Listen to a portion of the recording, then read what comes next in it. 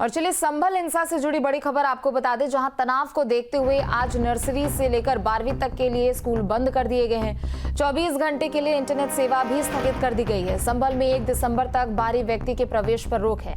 हालात को देखकर अगला आदेश जारी किया जाएगा। बता दें कि जामा मस्जिद के सर्वे पर बवाल बीते दिन हुआ। हिंसा में अब तक 3 लोगों की मौत हो चुकी है। पुलिस ने 21 लोगों को गिरफ्तार भी कर लिया है। हिंसा में 20 पुलिसकर्मी भी जख्मी हो चुके हैं। सभी का इलाज जारी है। तस्वीरें एक तरफ आपके सामने हैं। उपद्रवियों पर एनएसए के तहत कार्रवाई करने की भी बात कही जा रही है। तो जामा मस्जिद के सर्वे पर शुरू हुआ ये बवाल, जो कि काफी ज्यादा आगे बढ़ चुका है। 3 लोगों की मौत हो चुकी है, जबकि 20 पुलिसकर्मी खुद घायल हो चुके हैं। पुलिस ने 21 लोगों को गिरफ्तार किया है। ये पूरा मामला कल का है बताया जा रहा है। यहाँ पर जब टीम सर्वे करने के लिए पहुंचती है तो हजारों की संख्या में लोग यहाँ एकजुट होकर विरोध प्रदर्शन करते हुए नजर आते हैं। तो इस संभल में मस्जिद के सर्वे को लेकर हुए बवाल पर हमारे संवाददाता ने डीआईजी मुनिराज से खास बातचीत की है। सुनाते हैं आपको। संभल में जो उपद्रव हुआ उसको लेकर अब तक का क्या अपडेट है, इस पर बातचीत के लिए हमारे साथ डीआईजी मुनिराज जी मौजूद हैं। सर, जैसे ही घटना हुई आप मौके पर पहुंचे और अब तक का क्या अपडेट रहा पूरे दिन की, अगर हम घटनाक्रम की बात करें तो क्या अब तक का अपडेट है? सुबह सुबह आज का पहले कोर्ट का आदेश के अनुसार सर्वे करने का निर्धारित टाइम था और वहाँ के मस्जिद का सदर से भी बात हो गया था, सबको नोटिस सर्व कर लिया था। और पहले भी हम लोगों ने यहाँ का लोक अपील लगातार पिछले कई दिन से कर रहा था। जब से कोर्ट का ऑर्डर आया था उसके मीटिंग कराया, सबसे अपील कराया, उसमें सभी लोगों ने एक्सेप्ट कर लिया था। और आज 7 बजे सर्वे टीम गई थी। 7 से 9 बजे तक सर्वे ठीक ठाक शांति से चल रहा था। अचानक कुछ लोग मस्जिद के आसपास गलियों से कई लड़के, छोटे छोटे नन्हे मुन्ने बच्चे के आगे खड़ा करके कुछ उपद्रव करना कोशिश किया, जो सर्वे टीम के ऊपर अटैक करना कोशिश किया। वहाँ पे फोर्स पहले डिप्लॉयड था, पीएसी और सिविल पुलिस। अब उन लोग से अपील किया था शांति से आप लोग डिस्पर्स हो जाओ। ये सब कोर्ट का प्रक्रिया है, कोर्ट का आदेश का हम लोग पालन करवा रहे हैं, आप लोग हमको सहयोग करिए। फिर उन लोग नहीं मानने उसके बाद पुलिस ने वहाँ का भीड़ का खदेड़ने की कोशिश की। उन लोगों ने पथराव करना शुरू किया। उसके बाद गाड़ियों का आग लाना शुरू किया। उसके बाद पुलिस ने वहाँ पे टेयर गैस और प्लास्टिक पलेट के माध्यम से फायरिंग कराया और उसके माध्यम से उनके भीड़ का तितर बितर करा के सबका स्थिति सामान्य करा देता। और वहाँ के उस इलाका का आसपास इलाका के सबको हमने सामान्य किया। उसके बाद दोबारा उन लोगों ने लगभग 1-2 घंटे के बाद यहाँ पे नकासा थाना क्षेत्र में एकता चौकी के पास कुछ लोग भीड़ इकट्ठा करके आके वहाँ का जो ड्यूटियों पे लोग पुलिस लगी थी उनके ऊपर भी कुछ पथराव करके कोशिश कर रहा था। लोग वहाँ पे भी उत्पादन कर रहा था। तुरंत हम और कमिश्नर मौके पर पहुँच के वहाँ का लोग के भी सबका अपील करते हुए, वहाँ के सभी लोग से उनका अपील करते हुए उनका सबका नियंत्रण कराया हम लोग। वो जो मस्जिद के पीछे कई गलियाँ हैं, कई गली में चारों तरफ से लोग भी इकट्ठा आके आ रहा था, पथराव फेंक रहा था, छतों से खड़े होकर कई इधर उधर से फायरिंग कर रहा था लोग। और इस पे वहाँ पे पुलिस टीयर गैस और प्लास्टिक प्लेट चला रहा है। ये उधर से किस तरीके का वेपन का आवाज़ आ रही है, वो अवैध असला की होना चाहिए। वहाँ पे कुछ वेपन्स भी हमने अवैध असला भी रिकवरी किया है। वहाँ से कई तरीके फायरिंग, एंटी सोशल एलिमेंट से फायरिंग कराया और उस पर कई तरफ से भीड़ तितर चारों तरफ जा रही थी। उस पर किस तरह का चोट कहाँ से किसकी लगी पता नहीं था। बाद में पता चला 3 लोग का मौके पर कुछ लोग वहाँ पे गिर पड़ा था। उसके बाद हमने पीएम मार्च लेके गए थे, वहाँ पे डॉक्टर ने कोशिश की, वो मृत्यु हो गया। एक मुरादाबाद में इलाज के दौरान उसकी मृत्यु हो गया और यहाँ पे 2 हमारा बेजोय में वहाँ पे भी उनका मृत्यु घोषित किया था। अब 3 लोग हमारे पास, उन लोगों को पीएम हो रहे, पंचायतनामा हो रही है और पीएम के बाद पता चलेगी किस तरह की चीज में उनका मृत्यु का कारण स्पष्ट हो पाई। लगभग 20 पुलिस कर्मियों का और अधिकारियों को चोट लगी थी। उस पर हमारा एक सीओ संभल और एक डिप्टी कलेक्टर और एक हमारे एसपी संभल का पीआरओ का ये कुछ फायरआर्म इंजरी भी है, कुछ पत्थर का चोट भी है और हमारे एक पुलिस कांस्टेबल का सिर पर चोट भी है, वो मेरठ रेफर है। और उसके अलावा कई पुलिसकर्मी के चोट कही है, वो सब मेडिकल इंजरी की रिपोर्ट के आधार पर पता चलेगी। जो लोग हिरासत में मिले उनसे पूछताछ करेंगे किसके कहने से लोग आया था, क्या है। और सभी बाकी कुछ सोशल मीडिया में इस तरह का मीडिया भी ऑडियो वीडियो वगैरह वायरल हुआ, उसी के भी जांच करेंगे किस तरह के लोग उसके प्रेरित होकर लोग आगे मौके पर आया था, उसके भी जांच कर उनके खिलाफ कानूनी कार्रवाई करेंगे। सुबह से लेकर अब तक कितने लोगों को सर हिरासत में लिया गया है और उनमें कितनी महिलाएं हैं? अभी सुबह से अभी तक लगभग 20 के ऊपर हम लोगों ने हिरासत में ले चुके हैं। उस पर 3 महिला हमारा हिरासत में, जो उन लोग छतों पर पत्थर फेंक रहे थे, उसको वीडियो हम लोग के पास। इस तरह की कार्रवाई इनके ऊपर की जाएगी, क्योंकि ये लगातार कहा जाता है जीरो टॉलरेंस योगी सरकार के अंदर कहा जाता है और एनएसए की कार्रवाई तक की बात कही जाती है। इस पे सभी कानूनी कार्रवाई होगी। जो अभी नया बीएनएस का जो नया कानून की प्रक्रिया उसके अनुसार उनका प्रॉपर्टी जब्ती होगी और उनके खिलाफ एनएसए की भी कार्रवाई की हम लोग जरूरत पड़ेगी, उसको भी जो स्थिति के अनुसार उसके ऊपर लगेगी। और बाकी जो इनकेस कोई गिरोहबंद अधिनियम के अंदर भी उन लोगों को गिरोह बने कि उन्होंने इस तरह की योजना बना के काम के उसकी भी कार्रवाई होगी और कानूनी तरीके सभी तरीके कार्रवाई उनके खिलाफ होगा। वीडियो जर्नलिस्ट अमित कुमार के साथ हिमांशु शर्मा, न्यूज़ स्टेट, संभल।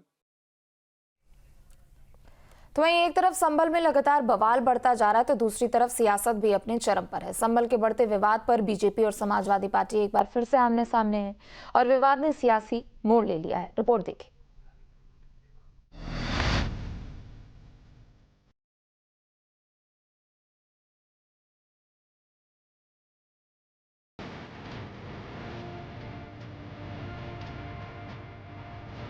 कहीं पथराव, कहीं आगजनी तो कहीं उपद्रवी थी। जी हाँ, ये तीनों कहानी सिर्फ संभल पर जाकर मिलती है। पहले ये तस्वीर देखिए। इन 8 तस्वीरों से संभल की स्थिति को समझने की कोशिश कीजिए कि धरातल पर संभल की स्थिति कितनी विभत्स हो रखी है। उस पर बवाल उठाती सियासत का कहना ही क्या।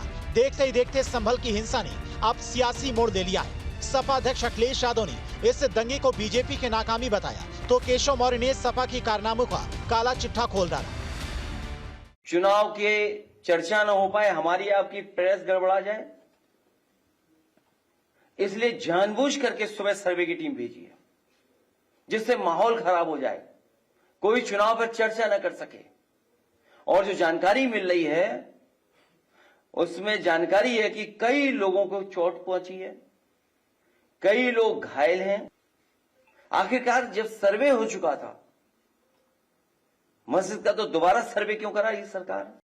समाजवादी पार्टी जब सत्ता में थी तब भी इसने, मैं स्पष्ट करूं कि यह किसी की सुरक्षा नहीं कर सकती, चाहे इसको वोट दिए हों उनकी भी और चाहे इनको वोट ना दिए हों उनकी भी।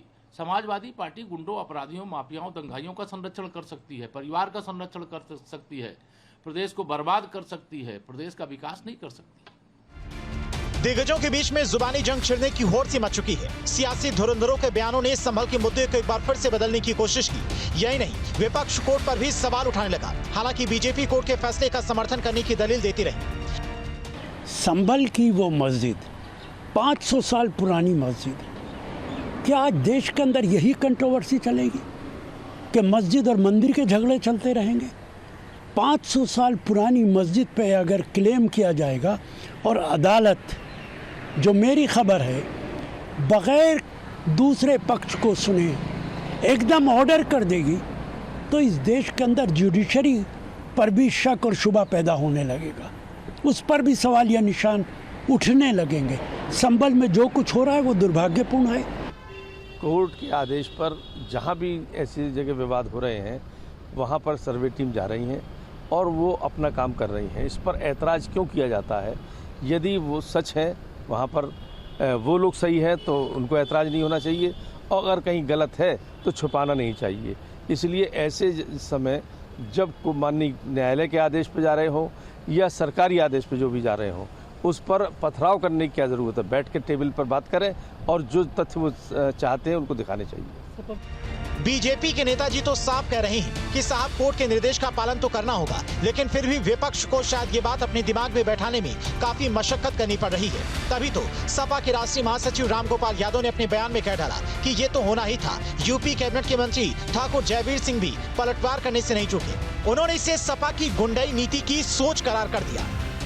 आज सर्वे करने गई थी टीम, वहाँ पर पत्थरबाजी हुई है पुलिस के ऊपर। तो होगी पत्थरबाजी, पुलिस ऐसा कार्रवाई करेगी। बूथ लूटेगी अगर, तो आगे चल के लोग क्या करेंगे? निराश होकर कानून से ऊपर, न्यायालय से ऊपर अपने को मानने का प्रयास कर रहा है। मैं समझता हूं कि आदरणीय योगी जी और मोदी जी के नेतृत्व में सरकार चल रही है, ये संवैधानिक मूल्यों का आदर भी कराएगी, कानून का पालन करना पड़ेगा। ये कोई तुगलक की फरमान नहीं चल सकता, तुगलक की सरकार नहीं चल सकती, फतवे नहीं चल सकते। देश का कानून सब लोगों पर लागू है, वो मानना पड़ेगा। इस तरह की अराजकता, गुंडई और न्यायालय के आदेश की अवहेलना या उसके खिलाफ जिस तरीके से आप देख रहे हैं तांडव करने का प्रयास कर रहे हैं, ये योगी जी की सरकार में चलने वाला नहीं है। निश्चित रूप से कानून उनको ठीक कर देगा, कानून का राज रहेगा। किसी की गुंडई, अराजकता ये चलने वाली नहीं है। सभी को कानून का पालन, संवैधानिक व्यवस्थाओं का पालन, न्यायालय का सम्मान करने के लिए बाध्यता है, और मुझे लगता है कि कानून से ऊपर कोई नहीं हो सकता है। कुल मिलाकर अब विपक्ष इस मुद्दे को हवा देने की कोशिश में नजर आ रहा है ताकि किसी भी तरह से अपना हित साधा जा सके। न्यूज नेशन अब व्हाट्सएप पर। खबरों के ताजा अपडेट के लिए न्यूज नेशन के इस QR कोड को स्कैन करें।